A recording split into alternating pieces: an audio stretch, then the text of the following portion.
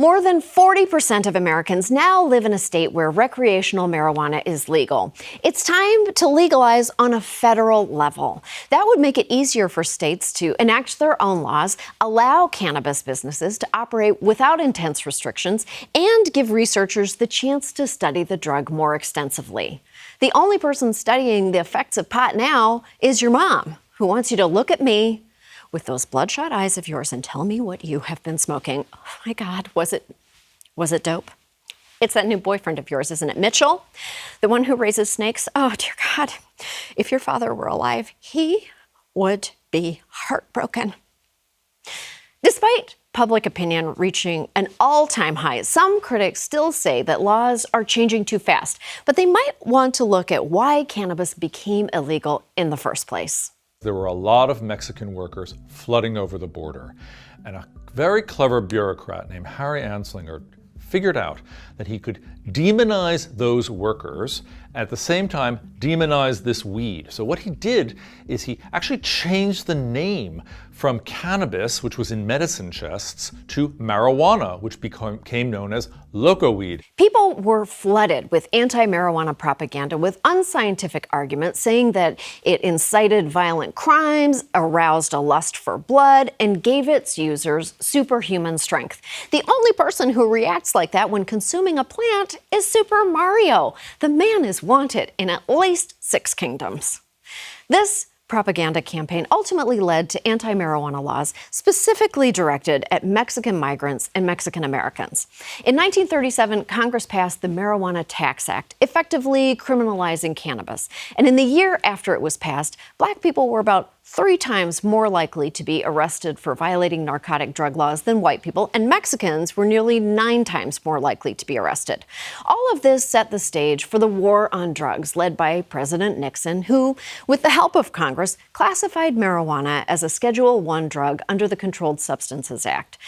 Schedule I drugs have the most restrictions on research, supply, and access. Marijuana is in the same category as heroin, LSD, and ecstasy. Thankfully, it's not on the level of the worst drug of all, love.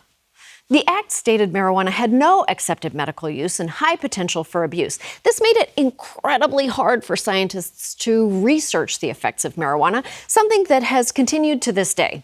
It's a catch-22 that stresses me out so much. I need that sweet kush, which I guess makes this like a catch-44. I don't know. I tried a gummy before this, but it tasted like pot, so I threw up everywhere. Even after a bipartisan commission determined marijuana should be decriminalized, Nixon rejected the recommendation because it was never really a war on drugs. It was a war on Black and brown people. But that didn't stop new administrations from both parties from rebranding the racist policies to pass anti-crime laws that usually targeted people of color, even despite evidence that showed marijuana is a relatively safe drug and that a majority of people do not go on to use harder substances. They do, however, go on to get so high they take a shower in the dark and talk to a younger version of themselves. Okay, just Mike Drucker did that. His younger self was really disappointed. While cannabis laws have changed over the decades, there are still plenty of arrests happening. As of June 2020, 40,000 people were incarcerated because of marijuana offenses. And Black and brown people are still more likely to be arrested for possession than white people, despite similar rates of marijuana use, even in states where it's legal. Simply legalizing marijuana at the federal level won't magically undo generations of damage caused by the war on drugs. Getting arrested for possession for even a small amount can be devastating for a person's life. People have been deported, lost their homes, or even had their children taken away. We have to consider the lives of Black and brown people when creating these laws. States like Illinois and New York are attempting to create policies to address the racial inequities. But while these new laws are good in theory, they're not always implemented equitably. Since Illinois legalized marijuana last year, Black people have accounted for 3/4 of marijuana arrests in Chicago. Unless issues like this are addressed, White people stand to profit massively off of an industry that has been and continues to be largely harmful to people of color. Research shows that marijuana is a relatively harmless drug, which is why it's so terrible that criminalizing it has ruined countless lives.